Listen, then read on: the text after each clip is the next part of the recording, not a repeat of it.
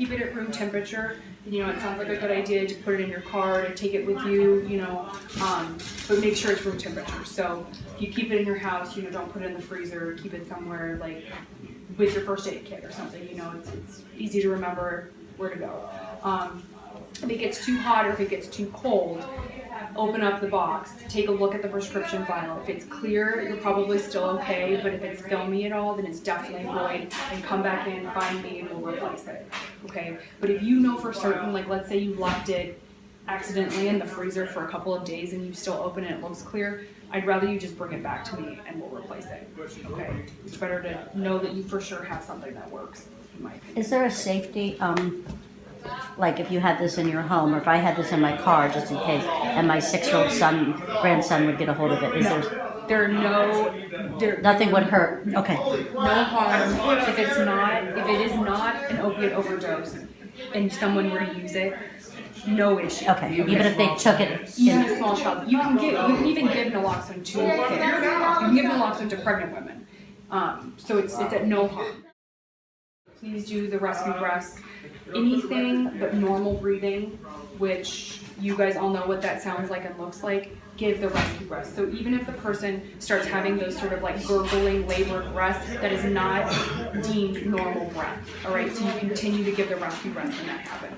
So the chest compressions are for like when someone's like had a heart attack, you see people giving the chest compression, and that's to help try to restart the heart. So if the person is still shallowly breathing and the heart is still beating, you don't necessarily need to do the chest compressions, but absolutely give the rescue breaths.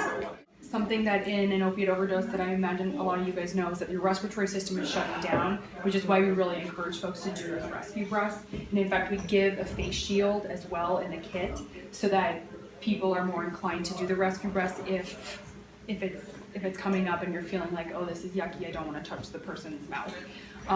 It also might be the very last thing from your mind to even think about that. You might just go in and start giving the rescue breaths.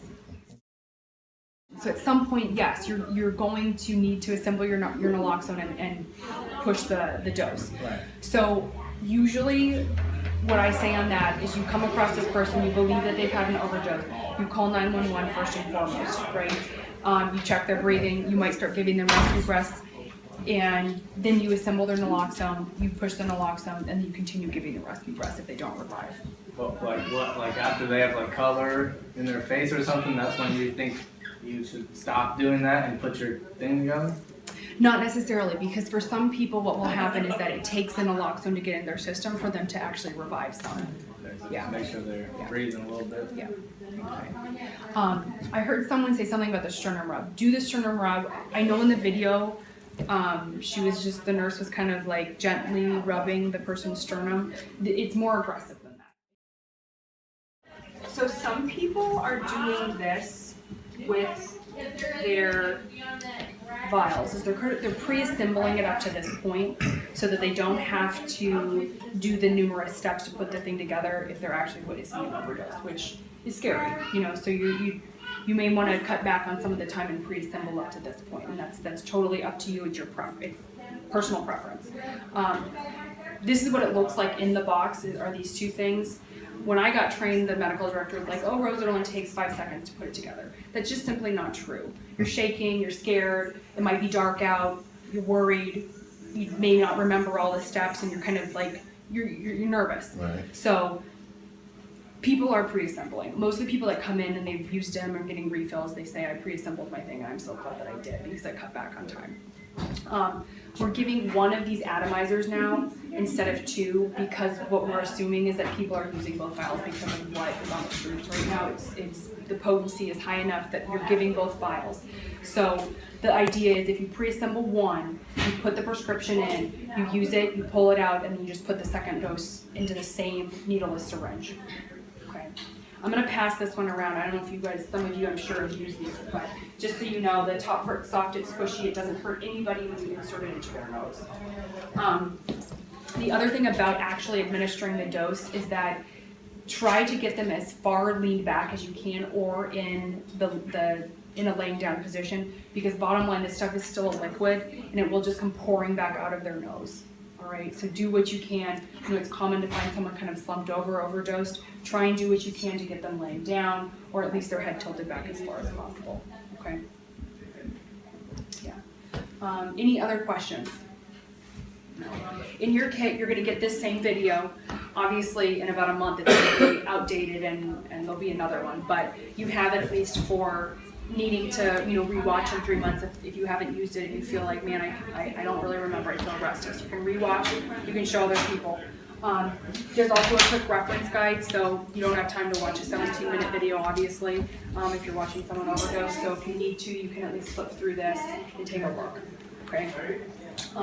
You get the face shield, and then you get the one atomizer. So the atomizer comes in this, which is again another step of like taking this thing apart. So again, the pre-assembly is kind of nice. But I will show you, and I'm sure some of you guys have seen these around, but this face shield is very self-explanatory. You will not mess it up. It literally has a face on it to put over the other person's face so you won't mess it up, okay? I've used one before and, works fine. But so Suboxone, what it does, it creates a ceiling to the person's high that they get through the subs. But I would not give that to somebody who's already overdosing. I wouldn't. Okay. Yeah. I don't know. Yeah. Because I know people that have Suboxone, but they sure don't have naloxone. Yeah. I didn't know if that'd be like, would it be better to give it to them or not give it to them? I would say not give it to them. Okay. Because you don't know how it's going to No. So something that a number of the doctors who are prescribing Suboxone now that are requiring people who are getting that prescription is to come in and get a kit. And I actually had a number of people come in today and do that. Like they have their prescription, they say I need to get this, my doctors told me I had to. So that's something. Okay. Yeah. If you are the active user yourself, you can go into a CVS in Summit County and they will give you the Narcan, not the naloxone. So they'll give you the one that looks like the top of a Flonase bottle.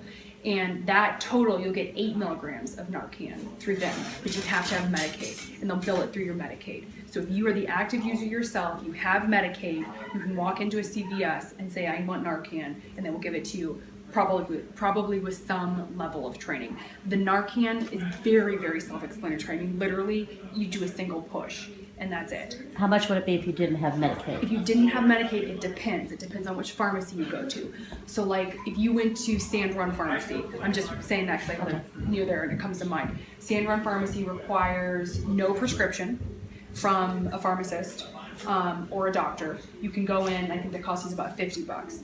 But that's not true if you go to like a Walgreens. Walgreens, it might charge you like $200 for a prescription. For one Yes. vial? Yes, probably for Okay, for what? Okay, yes. yeah, okay.